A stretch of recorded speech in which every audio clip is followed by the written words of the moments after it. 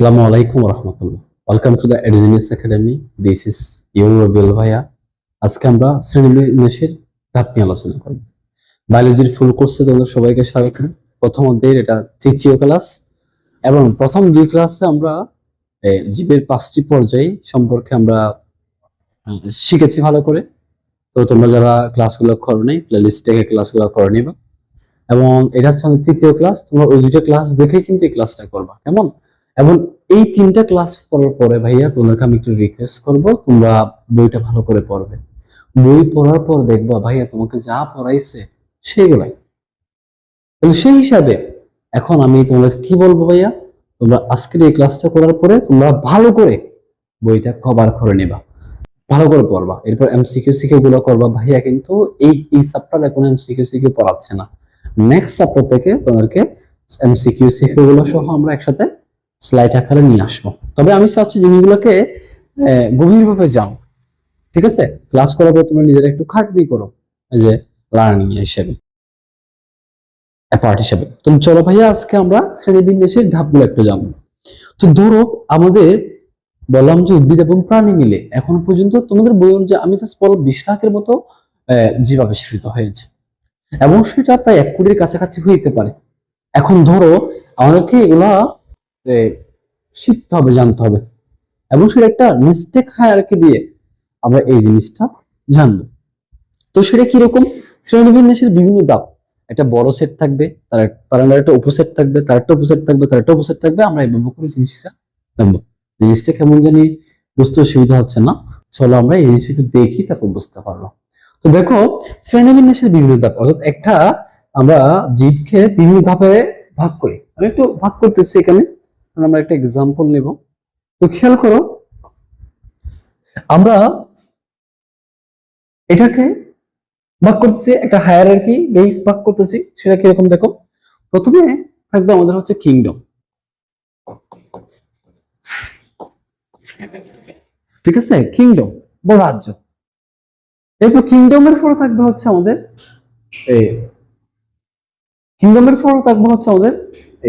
পাইলাম। ওকে, so first of all আমরা kingdom, এরপর হচ্ছে পাইলাম, এরপর দেখো ক্লাস, এরপর হবে ক্লাস। জিনিসটা আমরা এইভাবে করে লিখতেছি, কেমন ভাইয়া? মাথায় রাখবা, আমরা কিন্তু এভাবে করে লিখতেছি না যে স্ট্রেট না, কিন্তু ভালো করে খেয়াল করো, এভাবে নয়, এভাবে নয় কিন্তু, কেমন? এটা লেখার নিয়মটা হচ্ছে আমরা এভাবে করে লিখবো আস্তে আস্তে করে। প্রথম হচ্ছে কিংডম, এরপর হচ্ছে ফাইলাম, ক্লাস, এরপর হচ্ছে অর্ডার,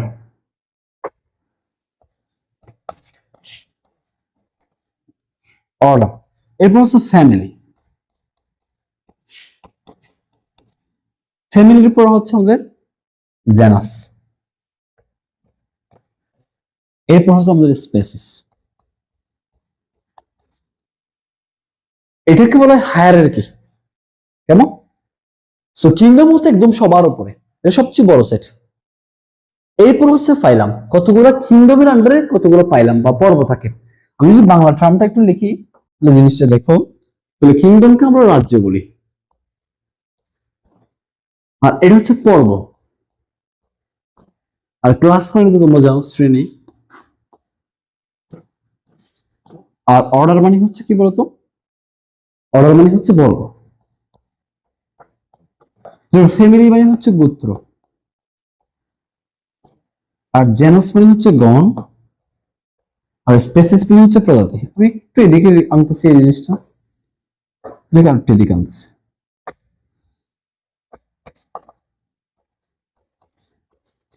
ভাইয়া আমরা লিখে লিখে পড়তেছি জিনিসটা। এখন খেয়াল করো, এটা হচ্ছে হায়ারার্কি, অর্থাৎ সবচেয়ে উঁচু সবচেয়ে বড় যেটা সেট সেটা হচ্ছে আমাদের কিংডম। এরপর হচ্ছে পাইলাম, কিংডমের আন্ডারে অনেকগুলো পাইলাম থাকে। আমরা একটা এক্সাম্পল দেবো, যেমন আমরা মানুষকে এই হায়ারার্কি বেস কি করব, বিভিন্ন ধাপে শ্রেণীবিন্যাস করব, কেমন? তো দেখো, তাহলে এরপর কিংডমের পর হচ্ছে পাইলাম বা পর্ব। অনেকগুলো কিংডমের আন্ডারে, মানে একটা কিংডমের আন্ডারে অনেকগুলো পাইলাম থাকে, পর্ব থাকে। একটা পাইলাম বা পর্বের আন্ডারে অনেকগুলো ক্লাস থাকে, শ্রেণী থাকে। সেই শ্রেণীর আন্ডারে অনেকগুলো অর্ডার থাকে, অর্ডারের আন্ডারে অনেকগুলো আবার কি থাকে, ফ্যামিলি থাকে। আবার ফ্যামিলির আন্ডারে অনেকগুলো কি থাকে বলতো, জেনাস। জেনাসের আন্ডারে অনেকগুলো স্পেসিস থাকে। এগুলো কিসের উপর ভিত্তি করে করা হয়? এগুলো এগুলো হচ্ছে বৈশিষ্ট্যের উপর ভিত্তি করে করা হয়। তুমি যখন ক্লাসে দেখবা, ক্লাসে এখানে কতগুলো কমন বৈশিষ্ট্য আছে, ক্লাসের আন্ডারে যতগুলো জীব থাকবে, ঠিক আছে, এগুলো সব হচ্ছে ওই বৈশিষ্ট্যের আন্ডারে, কতগুলো সার্টেন বৈশিষ্ট্যের উপর ভিত্তি করে এগুলো করা হয়। এবং প্রশ্ন হচ্ছে কি জানো, এখানে যেটা তুমি এই কিংডম দেখতে পাচ্ছ, এই কিংডমটা হচ্ছে সবচেয়ে বড়, এই কিংডমটা হচ্ছে সবচেয়ে বড়, এটাকে আমরা বলতে পারি বড় সেট। কেমন? এই সেটের অপোজিটটা হচ্ছে এটা, এই সেটের অপোজিট হচ্ছে এটা। আমরা সেট পড়ছি না আমরা গণিতে অনেকটা। আবার এই সেটের অপোজিট হচ্ছে এটা, এটার অপোজিট হচ্ছে এটা, এটার অপোজিট হচ্ছে এটা, এটার অপোজিট হচ্ছে এটা। তো সবচেয়ে বড় সেট হচ্ছে এটা। এখন প্রত্যেকটা ভাগ করা হয় কতগুলো বৈশিষ্ট্যের উপর ভিত্তি করে। তুমি যত নিচে যাবা, তুমি যত নিচে যাবা, অর্থাৎ যত উপর থেকে নিচে আসবে, তত একটা জিনিস বৃদ্ধি পাবে, সেটা হচ্ছে বৈশিষ্ট্য বৃদ্ধি পাবে। বৈশিষ্ট্য বৃদ্ধি পাবে, বৈশিষ্ট্য কি পাবে? বৃদ্ধি পাবে। যত উপর থেকে নিচে যাবা তত বৈশিষ্ট্য বৃদ্ধি পাবে। আমরা একটা এক্সাম্পল নেব, আমরা মানুষের এক্সাম্পল নেব। কেমন? নিয়ে আমরা এই 7টা কিংডম পাইলাম, class, order, family, genus, species, এই হায়ারার্কি বেস আমরা মানুষকে ভাগ করবো। সামনে দেখবা ধাপে ধাপে। তাহলে যত আমরা উপর থেকে নিচে যাবো তত ভাই কি বাড়বে বলতো? বৈশিষ্ট্য বাড়বে, কিন্তু প্রজাতির সংখ্যা কমে যাবে। মাথা রাখবা, আমি কিন্তু বলে দিচ্ছি। যত, তার মানে কি কমে বলতো? যত আমরা উপর থেকে নিচে যাইলে কি কমে যাবে ভাইয়া? প্রজাতির সংখ্যা কমে যাবে, বৈশিষ্ট্য বাড়বে, কিন্তু প্রজাতির সংখ্যা কমবে। কেমন? তাহলে আমরা যে জিনিসটা বুঝতেছি, তাহলে যত উপর থেকে নিচে যাব আমাদের বৈশিষ্ট্য বাড়বে, কিন্তু প্রজাতির সংখ্যা কমবে। আবার উল্টা করে যদি বলি, যত নিচ থেকে উপরে যাব তত বৈশিষ্ট্য কমবে, কিন্তু প্রজাতির সংখ্যা বাড়বে।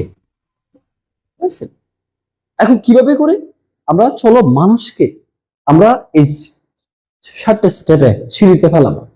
এই যে এভাবে করে পড়া, এটাকে বলা হয় নেস্টেক হায়ারার্কি। এটা কি বলা হয় ভাইয়া? নেস্টেক হায়ারার্কি।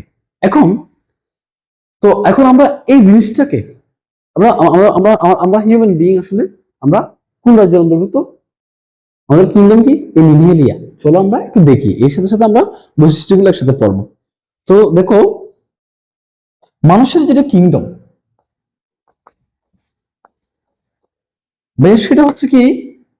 সেটা হচ্ছে এই এনিমেলিয়া।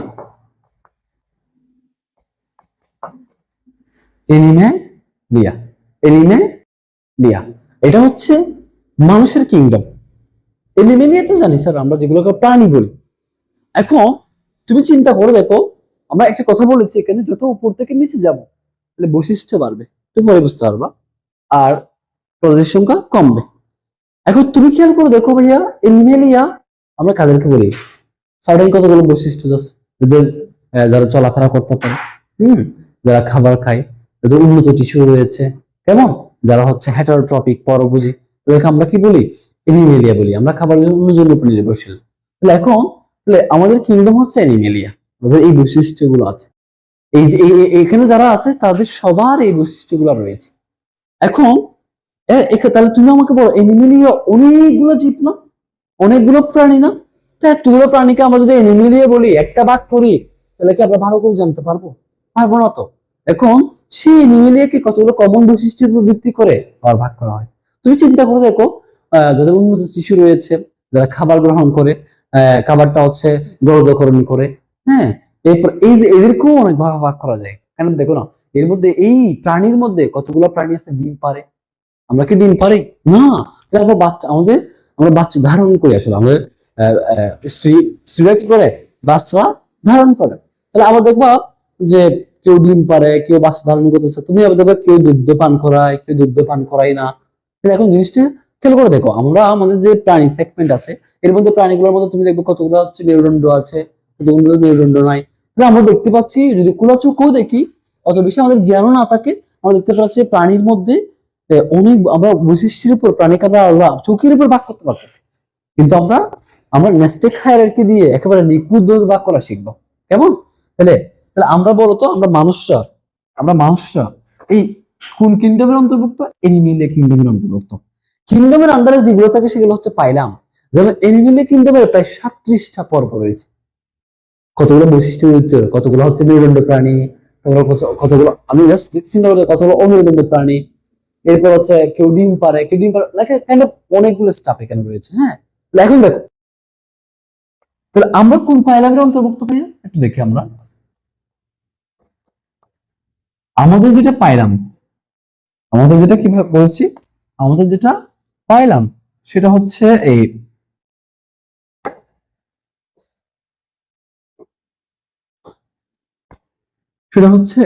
করোটা।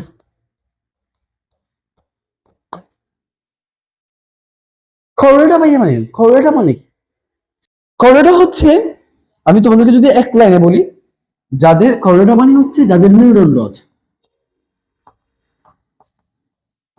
যাদের কি দণ্ড আছে বলতো? মেরুদণ্ড বা ব্যাকবোন আছে। কেমন? আমাদের কিন্তু মেরুদণ্ড আছে। চিন্তা করে দেখো, প্রাণী, সবগুলো প্রাণীর তো আর কি নাই, মেরুদণ্ড নাই না। দেখছো, এই কিংডমের আন্ডারে অনেকগুলো পর্ব আছে এবং তার মধ্যে একটা পর্ব হচ্ছে কি জানো?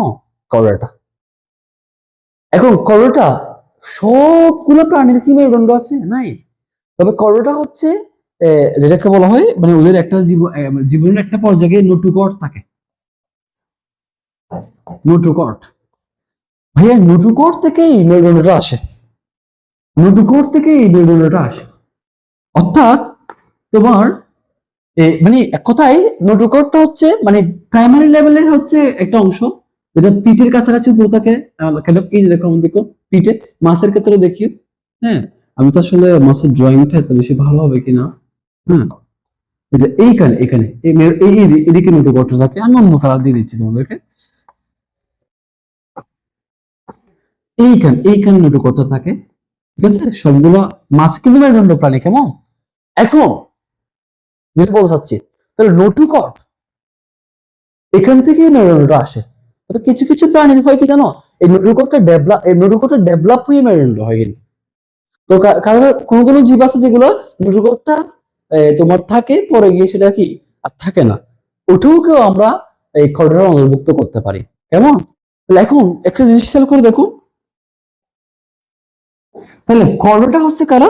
যাদের জীবনে একটা সময় কি থাকে, নোটুকট থাকে। সেই নোটুকটটা পরে ডেভেলপ হয়ে কি হয় বলতো ভাইয়া?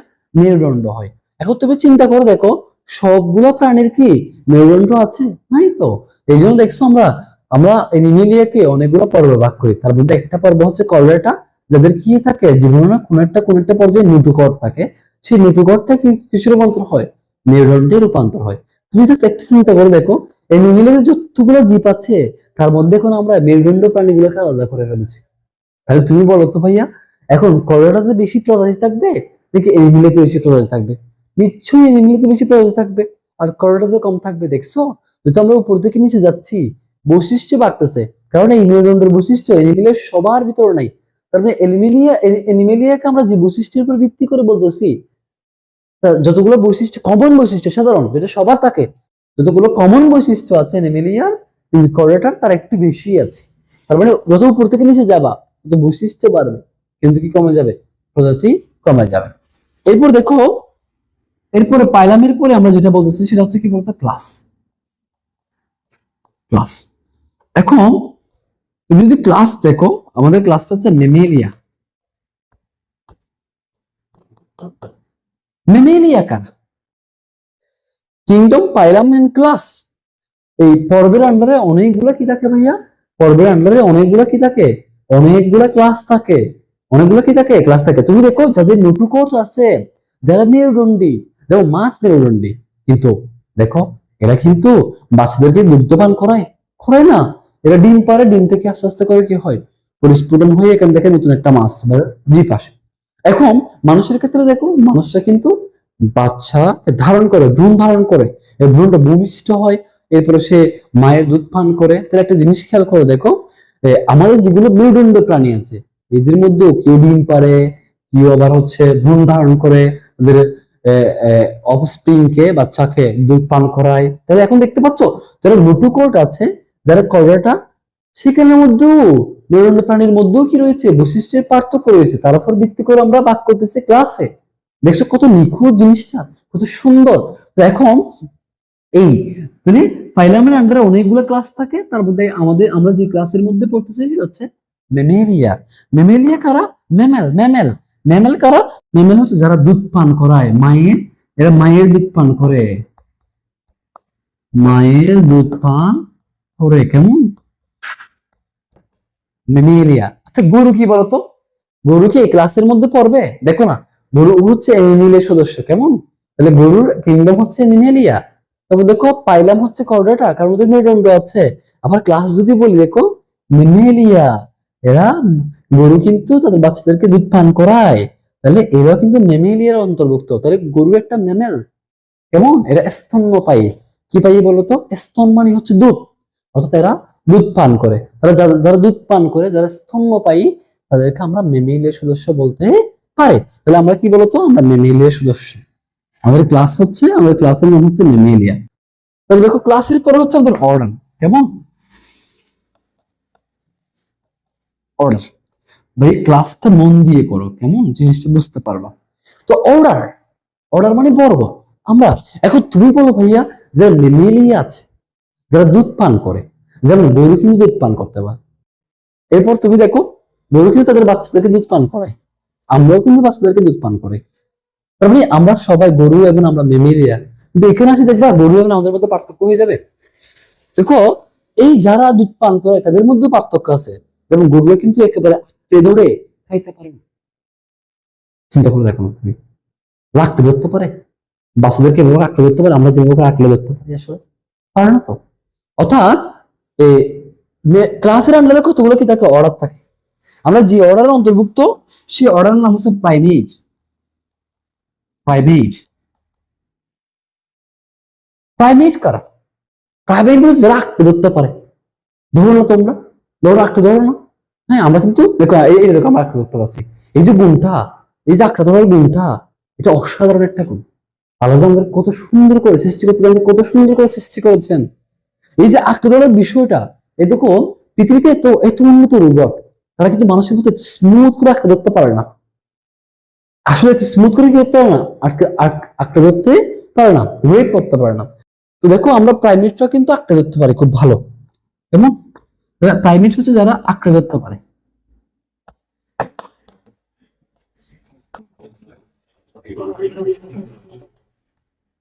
যারা কি ধরতে পারে ভাইয়া? বলছি যে আঁকড়ে ধরতে পারে। প্রাইমেট যারা আঁকড়ে ধরতে পারে। তো এখন দেখছো, কিন্তু এখন কিন্তু তুমি গরুকে কিন্তু কি বলতে পারবা না, প্রাইমেট বলতে পারবা না। কেন? এরা মানুষের মতো করে, সিম্পাঞ্জির মতো করে, গরিলার মতো আঁকড়ে ধরতে পারে না।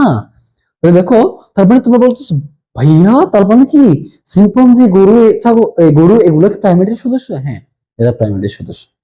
তো দেখছো কি সুন্দর, যত উপর থেকে নিচে যাচ্ছি বৈশিষ্ট্য বাড়তেছে। এখন প্রাইমারি যারা সদস্য, যারা আঁকড়ে ধরতে পারে, এই বৈশিষ্ট্য কি অ্যানিমেলের সকল সদস্যের আছে? নাই তো। আমরা আসলে অ্যানিমেলে যখন বলবো, আমরা কমন বৈশিষ্ট্যের উপর ভিত্তি করে বলবো। কমন মানে সাধারণ, যেটা সবার থাকে। তো যত উপর থেকে নিচে যাচ্ছি তত বৈশিষ্ট্য বাড়তেছে, কিন্তু কি হয়ে যাচ্ছে? প্রজাতির সংখ্যা কমে যাচ্ছে। যেমন দেখো প্রাইমেট আঁকড়ে ধরতে পারে, এরকম প্রজাতির সংখ্যা দেখো অনেক আস্তে আস্তে কমে যাচ্ছে গা। বিষয়টা বুঝতে পারতেছো? তুমি যত উপর থেকে নিচে যাচ্ছে কি হচ্ছে ভাইয়া বলতো? উপর থেকে নিচে গেলে বৈশিষ্ট্য বাড়তেছে, কিন্তু প্রজাতির সংখ্যা কমে যাচ্ছে। আর বলবো না, এটা অনেকবার বলছি। এরপর দেখো অর্ডারে গেল গা। এরপর হচ্ছে ফ্যামিলি। দেখো ফ্যামিলি কি ভাইয়া? ফ্যামিলি কি? আমরা হচ্ছে যে ফ্যামিলির সদস্য, সেটা হচ্ছে ফ্যামিলি। কঠিন লাগছে না শব্দটা? কি বলছি ভাইয়া? হু মি নি ডে। ভাইয়া এইটা কি আবার? এটা তো বুঝতে কঠিন লাগতেছে। কঠিন লাগতেছে তোমাদের? ভাইয়া আছে না, আমি তোমাদেরকে বুঝে দিব। কেমন? একটু করে আমি একটু করি, স্পেস করি। কেমন? এখন দেখো, তাহলে আমরা যে ফ্যামিলির সদস্য, সেটা হচ্ছে হুমিনিডি। হুমিনিডি মানে, হুমিনিডি কারা? আঁকড়ে ধরতে পারে প্রাইমেট, এটা বুঝছি। প্রাইমেট মানে এই যে সদস্যগুলো আঁকড়ে ধরতে পারে। তো হোমিনিডে কি? হোমিনিডে হচ্ছে যারা হচ্ছে একটা শব্দ মাথায় রাখতো, এরা হচ্ছে সেমি সেমি অর্ধ হয়ে দাঁড়াতে পারে।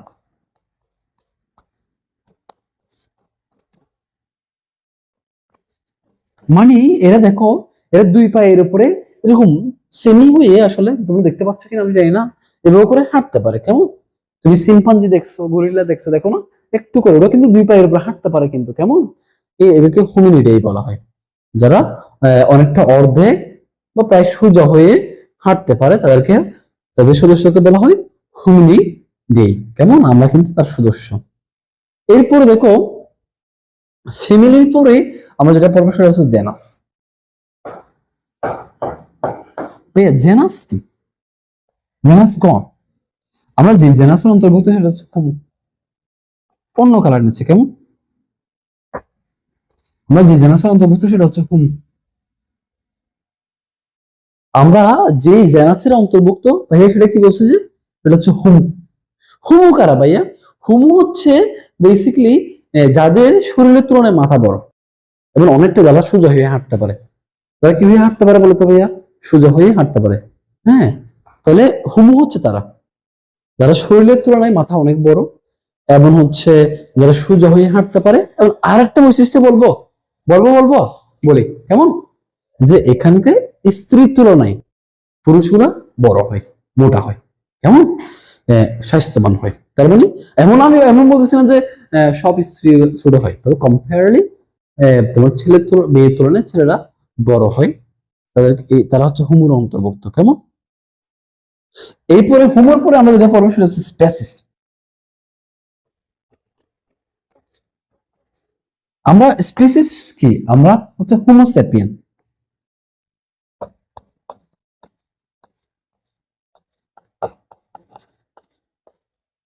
হোমোস্যাপিয়েন্স কারা? হোমোস্যাপিয়েন্স যারা জিনিয়াস, ইন্টেলিজেন্ট। আমরা কি ইন্টেলিজেন্ট? অবশ্যই। We are human beings are intelligent. ওকে, এখন এই হচ্ছে ধাপ, শ্রেণী বিন্যাসের ধাপ। আমি মানুষের ক্ষেত্রে দেখালাম। এভাবে করে প্রত্যেকটা আমরা জীবকে এই 7টি ধাপে, তার আগে একটা ধাপ আছে যেটাকে ডোমেইন বলা হয়। আমরা এখানে এগুলো শিখবো না। তো এখন এই 7টি ধাপে ভাগ করা হয়। তো মানুষের ক্ষেত্রে মানুষের কিংডম কি ভাইয়া বলতো? এনিমেলিয়া। পাইরাম কি বলতো? কর্ডাটা। তারপর হচ্ছে ক্লাস কি? মেমেলিয়া। অর্ডার কি বলতো? প্রাইমেট। ফ্যামিলি হোমিনিডেই। তারপর হচ্ছে জেনাস হোমো, এবং স্পেসিস হচ্ছে হোমো স্যাপিয়েন্স। হোমো স্যাপিয়েন্স, এই হচ্ছে মানুষের 7টি ধাপ। এখন এই যে এইভাবে করে পড়া, একটা জীব কিভাবে করে লেখা, 7টি ধাপে করে লেখা, এটাকে ভাইয়া কি বলে? Nested hierarchy. এটা কি বলা হয় ভাইয়া? Nested hierarchy. তোমরা ভাইয়া বইটা একটু পড়ে নেবা, অনেক অনেক বেশি ভালো হবে। কেমন? তাহলে চলো, আমরা লাস্ট ক্লাসে আমরা 5টি রাজ্য সম্পর্কে জানছিলাম। তোমরা যারা ক্লাসটা করো নাই, তোমরা ক্লাসটা করে নিব। তো এরপর দেখো, এখন আমরা পড়বো হচ্ছে দ্বিপদ নামকরণ। ভাই কি বলছি আমি? দ্বিপদ নামকরণ।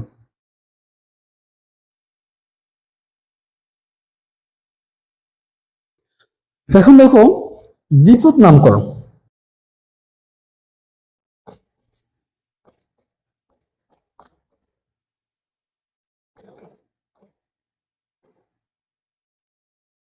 দ্বিপদ নামকরণ, দ্বি শব্দ বলে বুঝতে পারতেছো?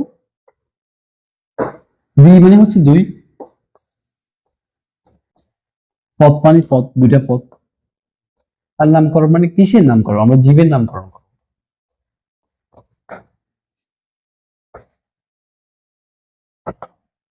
এখন প্রশ্ন হচ্ছে দ্বিপদ নামকরণ কেন দরকার? রাইট। আচ্ছা ধরো ভাইয়া, আমরা যেটাকে মনে করো বাজ পাখি, বাংলা যেটা বলি, এটা হচ্ছে পৃথিবীর সবচেয়ে দ্রুততম পাখি। বাজ পাখি, ইংলিশে ফ্যালকন বলা হয়। প্রায় ঘন্টায় 280 থেকে প্রায় 300 kilometre kilometre can you guess? আমাদের যেটা বাইক, হ্যাঁ, 150 সিসি 250 সিসির বাইকের প্রায় দ্বিগুণ স্পিড। মহাবিশ্বে আমাদের পৃথিবীতে যতগুলো জীব আছে তার মধ্যে সবচেয়ে দ্রুততম জীব হচ্ছে বাজ পাখি। অনেক বেশি দ্রুত, উড়তে পারে। কেমন? এখন আমরা যদি বাস পাখি বলি, ইংলিশে সেটা ফ্যালকন বলে, বিভিন্ন ভাষায় বিভিন্ন নাম করে ডাকে। এখন তাইলে বলতো, সবাই যদি আমরা কমন নাম দিই, যাতে করে পৃথিবীর সকল মানুষ চিনতে পারে, যারা বিজ্ঞান চর্চা করবে, যে চিনতে অসুবিধা না হয় মতো করে, আমাদের একটা কমন নাম দরকার। কারণ আমাদের প্রায় 3000 উপরে ভাষা আছে। তাহলে এখন আমরা যদি কমন নাম দিই, কমন মানে সবার চিনতে পারে, একটা ইউনিক নাম দিই, তাহলে ভালো হয় না ভাইয়া? এবং সেই কনসেপ্টটা কার মাথায় আসছিল জানো? সেই কনসেপ্টটা আসছিল বিজ্ঞানী কেরোলাস লিনিয়াস। তিনি তার বই, কেরোলাস লিনিয়াস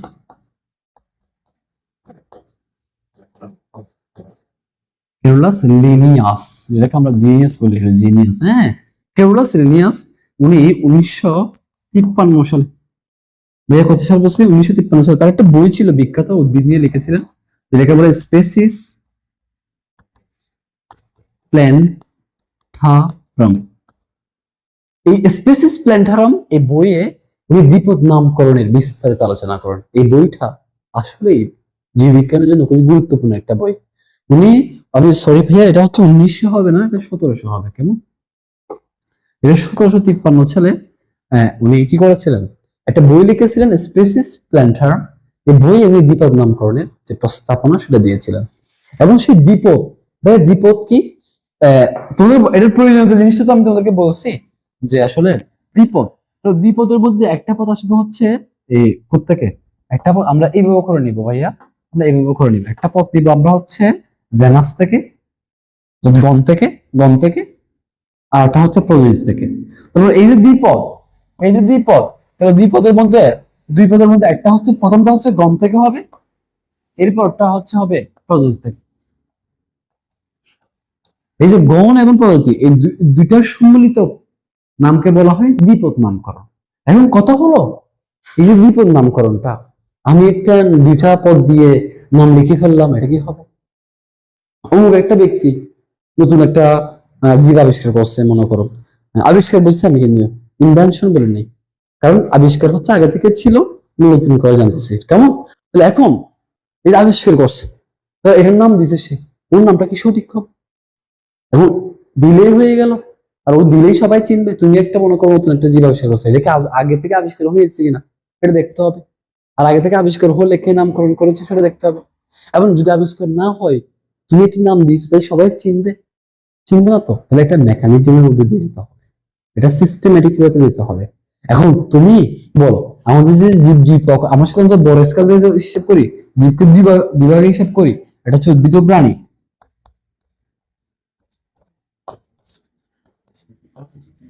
উদ্ভিদ ও প্রাণী, তাহলে সেই হিসাবে এখন উদ্ভিদের যে নামকরণ তার এবং প্রাণীর যে নামকরণ, দুইটা আলাদা ইনস্টিটিউশন এটা করে থাকে। তুমি দিলেই তো হবে না ভাইয়া, একটা মেকানিজমের মধ্যে দিয়ে দিতে হবে। বলো না, তুমি একটা জীব আবিষ্কার করেছো, এটাকে আগে থেকে আছে কিনা, বা না থাকলে তুমি যে নাম দিয়েছো এটা তো সবাই চিনবে না। তাহলে একটা সিস্টেম আছে, একটা মেকানিজম। তাহলে কারাই নামগুলো নিবে? সাধারণত হচ্ছে উদ্ভিদ গুলা, সেগুলো ইন্টারন্যাশনাল কোড অফ, মানে ICBN, আর এটা হচ্ছে ICZN। এই প্রতি ইনস্টিটিউশন গুলা কি করে ভাইয়া? এই নামগুলো নেই, উদ্ভিদের নামগুলো নেই হচ্ছে ICBN, আর প্রাণীর নামগুলো নেই হচ্ছে ICZN। তো এগুলা কি ভাইয়া? এই যে আই মানে হচ্ছে ইন্টারন্যাশনাল, সি মানে কোড অফ বোটানিক্যাল নোমেনক্লেচার, আর ICZN international code of geological nomenclature. এই হচ্ছে দুইটা আলাদা আলাদা প্রতিষ্ঠান। তাহলে এটা নিবে হচ্ছে উদ্ভিদের নামগুলো, আর এটা নিবে প্রাণীর নামগুলো।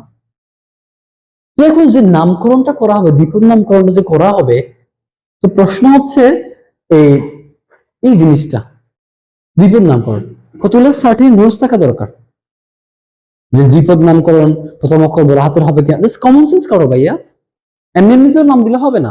মনে করো দুজন বিজ্ঞানী, মনে করো একটা জীব আবিষ্কার করলো একই সাথে, কাঠটা নিবে, বলো কাঠটা নিবে বলো। আবার বা দুজন বিজ্ঞানী আবিষ্কার করছে ভিন্ন ভিন্ন জায়গায়, কিন্তু কে আগে অ্যাপ্রোচ করলো? একটা নতুন উদ্ভিদ আবিষ্কার হয়েছে, দুজনে আবিষ্কার করছে। তাহলে এখানে ICBA international code of botanical nomenclature, ওদেরকে কে আগে জানাইলো? এটার উপর ভিত্তি আছে, কিছু কন্ডিশন আছে। এখন লিখবো কিভাবে সেই বৈজ্ঞানিক নামগুলো? এটা একটা ব্যাপার স্যাপার আছে। এবং এই নামগুলো বেশি কোত্থেকে নিব? তাহলে তুমি আমাকে বলো, দ্বীপের নামকরণ করতে গেলে সেটা সার্টিন রুলস দরকার না? এর নির্দিষ্ট নিয়ম দরকার না? হ্যাঁ, নিয়ম দরকার। তাহলে সেই হিসেবে এই দ্বিপদ নামকরণে কতগুলো নির্দিষ্ট নিয়ম আছে, সেই নিয়মগুলো মানতে হবে, না তুমি জগাখিচুড়ি হয়ে যাবে। কারণ বিজ্ঞান তো সুসংগঠিত নিয়ে বিশেষ জ্ঞান, হ্যাঁ, পরীক্ষালব্ধ জ্ঞান। এটা আমরা এমনি এমনি করে পড়বো না, আমরা অর্গানাইজ ভাবে পড়বো। তাহলে এই যে দ্বিপদ নামটা নিব, এই দ্বিপদ নামটা আমরা কতগুলো নির্দিষ্ট রুলস এর ভিতরে নিব। হ্যাঁ, সেই রুলস গুলো একটু আমরা লিখে লিখে পড়ি ভাইয়া, যাতে বেশি মনে থাকে।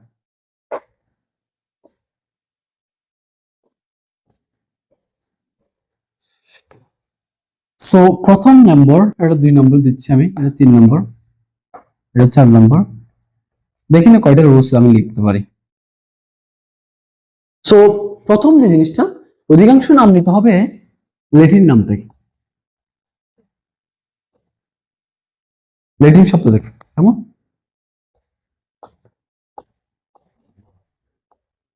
অধিকাংশ শব্দ আমরা দ্বিপদ নামকরণ আমরা নাম নিই হচ্ছে ল্যাটিন শব্দ থেকে। তবে ল্যাটিন শব্দ না হলেও অনেকটা সেরকম হইতে হবে, ল্যাটিন না হলেও অনেকটা সেরকম।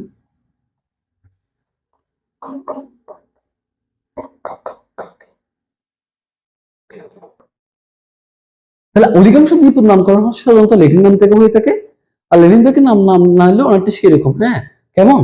এরপর হচ্ছে এই দ্বিপদ দ্বিপদ নামকরণের ক্ষেত্রে তোমার হলো, যেহেতু দ্বিপদ দ্বিপদ নামকরণের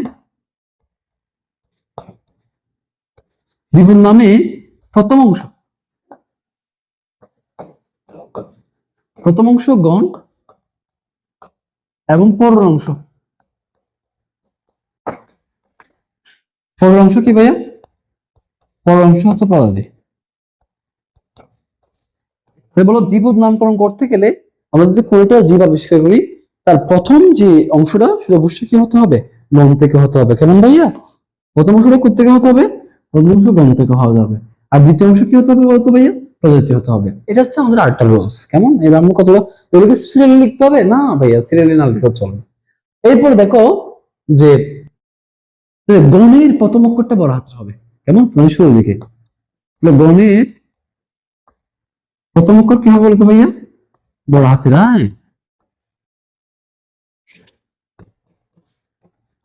আর বাকি সবগুলো ছোট হাতের।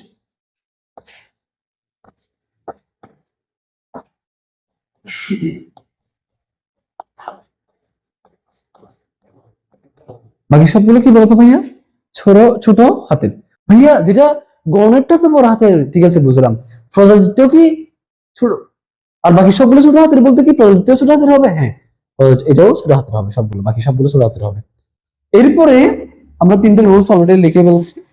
এরপর হচ্ছে এই বৈজ্ঞানিক নামগুলোকে আমরা কম্পিউটারে লিখলে বা ডিভাইসে লিখলে, সফটওয়্যার লিখলে, মানে তখন আমাদেরকে ইটালিক আকারে লিখতে হবে, ইটালিক আকারে লিখতে হবে, ইটালিক আকারে লিখতে হবে। ভাই ইটালিক আকারে মানে কি? ইটালিক আকারে বাঁকা করে লিখা হবে করে, যেমন ওরাই যা ও, হ্যাঁ, ওরাই যা সাটিবা, এটা ধানের বৈজ্ঞানিক নাম। দেখো এর বাঁকা করে লিখা, কি করে লিখা ভাইয়া বলো তো? বাঁকা করে লিখা, এটা হচ্ছে ধানের বৈজ্ঞানিক নাম। ধানের বৈজ্ঞানিক নাম ওরাই যা সাটিবা। আমি দেখো প্রথম অক্ষর বড় হাতে দিয়েছি, আর বাকি সবগুলো ছোট হাতে। আমি বাঁকা করে লিখতে হবে, আমি যদি বাঁকা হয় নাই কোনটা এরকম করে বাঁকা করে লিখতে হবে। এটা হল ইটালিক আকারে লেখা। তুমি যখন কম্পিউটারে লিখবা সেখানে দেখবা অপশন থাকবে, ইটালিক ইটালিক থাকবে, ইটালিক আকারে লিখতে হবে। আর খাতায় লিখলে তো খাতায় লিখলে হচ্ছে খাতায় লিখলে আন্ডারলাইন করতে হবে, আন্ডারলাইন দিতে হবে। যেমন খাতায় লিখলে এবং আন্ডারলাইন দিতে হবে আলাদা আলাদা, অরাইজার জন্য একটা, সার্টিফাইয়ের জন্য একটা, তো দুইটা পদের জন্য আলাদা আলাদা দুইটা আন্ডারলাইন করতে হবে। কেমন? এরপরে আন্ডারলাইন করতে হবে। এরপরে দেখো ধরো দুইজন ব্যক্তি একই জীব আবিষ্কার করলো ভিন্ন ভিন্ন প্লেসে ভিন্ন ভিন্ন সময়, তবে অগ্রগতিকার আইন অনুসারে যে আগে সাবমিট করতে পারবে তারটা আগে গ্রহণযোগ্য করবে। এটা হচ্ছে অগ্রগতিকার আইন অনুযায়ী। অগ্রাধিকার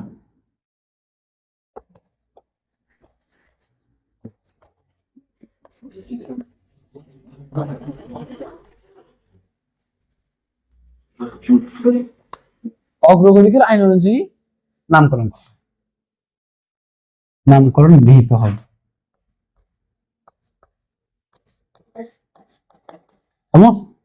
অগ্রাধিকার আইন অনুযায়ী নামকরণ কি হয় বলতো?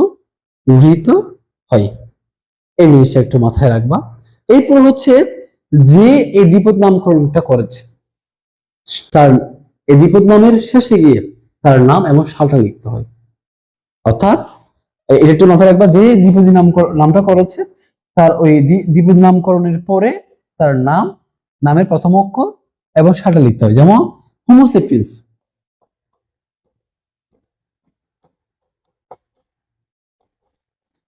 এই নামকরণটা কে করেছে ভাইয়া? এখন যেহেতু আমি লিখেছি, একটা কাজ করি, এটা আন্ডারলাইন করতে হবে। কেমন? আন্ডারলাইন করো। এবং এটা করেছে কে? লিনিয়াস। আমি তো এই জন্য দিচ্ছি, দেখো লিনিয়াস দিলাম। লিনিয়াস দিয়ে কত সালে করেছে? মনে করো 1953 সালে করেছে। আমি সালটা লিখেছি। এভাবে করে লিখতে হয়, কিন্তু নিত্যদিনের প্রয়োজনের সাপেক্ষে আমাদের যেহেতু এটা আমাদের আসলে গবেষণার ক্ষেত্রে আমরা এই জিনিসগুলো লিখি না আসলে, তবে এভাবে লিখতে হয় জিনিসটা। এই হচ্ছে আসলে ধরো দ্বিপদ নামকরণের কতগুলো সার্টেন রুলস। এই রুলস গুলো আমরা একটু মাথায় রাখবো, এগুলো পরীক্ষা আসতে পারে। এবং দেখো এই জিনিসগুলো একটু মাথায় খাটিয়ে করলে পেরে যাবো। তাহলে ভাইয়া এইটুকুর মধ্য দিয়ে আমাদের এই ক্লাসটা প্রায় শেষ। কতগুলো বৈজ্ঞানিক নাম তোমাদের রয়েছে, তোমরা কাইন্ডলি সেই বৈজ্ঞানিক নামগুলো একটু শিখে নিবা। এটা ভালো হবে অনেক বেশি। আমি কয়েকটা নাম এখানে ইনক্লুড করেছি। যেমন দেখো, ধানকে বলা হয় ওরাইজা সাটিভা, হ্যাঁ। এরপরে পার্ককে বলা হয় করকরাস ক্যাপসুলারিস, ওকে। আমকে বলা হয় ম্যানজিফেরা ইন্ডিকা। তোমরা কাইন্ডলি এই নামগুলো একটু দেখে নিবা, এখানে নামগুলো একটু মুখস্থ রাখতে পারলে অনেক বেশি ভালো হয়, হ্যাঁ। এটা একটু মুখস্থ করে নিবা। এই যে এটা এই ক্লাসের মধ্যে দিয়ে ভাইয়া আমাদের এই চ্যাপ্টারের ফুল বেসিক শেষ। তো এই তিনটা ক্লাস ছিল বায়োলজির আমাদের প্রথম শুরুর দিকে ক্লাস। আমিও প্রথম অনলাইন ক্লাস করাচ্ছি ভাইয়া। স্বাভাবিক হিউম্যান বিইং হিসেবে আমাদের কিছু ল্যাকিং থাকে, জটিলতা থাকে, তোমরা সেগুলো একটু বলবা। এবং আমি কিন্তু এখানে কোনো ধরনের কোয়েশ্চন এবং অন্যান্য কিছু অ্যাড করিনি, ইচ্ছা করে আসলে।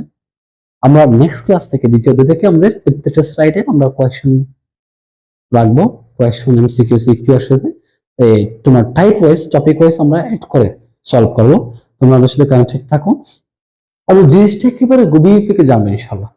বুঝবে বায়োলজি জিনিসটা, আমাদেরকে বুঝতে হবে, বুঝলে আমাদেরকে মনে থাকবে জিনিসটা।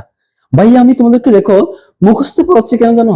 আমার মুখস্থ পড়তে বেশি ভালো লাগে জিনিসটা। আমার যে মুখস্থ থাকে জিনিসটা, কেন কেউ আবার মুখস্থ রাখে সেটা ভাইয়া দেখো, হ্যাঁ। তোমরাও দেখবা তোমাদের এই জিনিসগুলা মুখস্থ থাকবে এই জিনিসটা। তো এখন তো যাই হোক ভাইয়া, দেখে দেখে পড়া আর মুখস্থ পড়া এর মধ্যে অনেক পার্থক্য রয়েছে, অনেক পার্থক্য। আর এটাও তোমাদের মনেও বেশি থাকবে। তো এখন তোমরা কাইন্ডলি বইটা খুলবা, বইটা খুলে পুরো বইটা একটু পড়ে নিবা। যে ওয়ার্ডের সমস্যা হচ্ছে আমাদেরকে জানাবা, সমস্যা নেই ভাইয়া।